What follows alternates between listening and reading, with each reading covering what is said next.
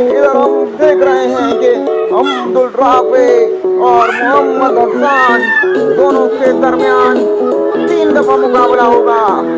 पहला ये हसन जीत चुके हैं, ये अब दोबारा देख, और ये अब्दुल राफे दूसरा जीत गए। और अब देखते हैं कौन जीता है, देखते हैं कौन जीता है। और ये तीसरा फिर हसन जीत गए। अच्छा अच्छा,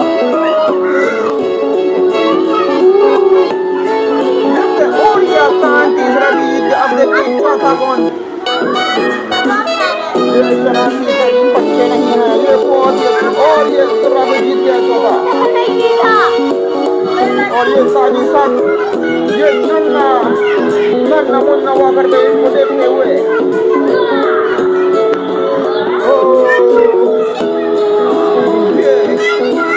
ये मुकाबले जारी हैं, मुकाबले जारी हैं, मुकाबले जारी।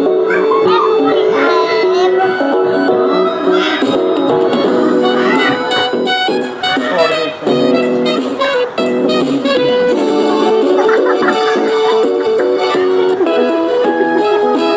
और ये दोनों के दरमियान खतरनाक मुकाबले खत्म हो रहे हैं।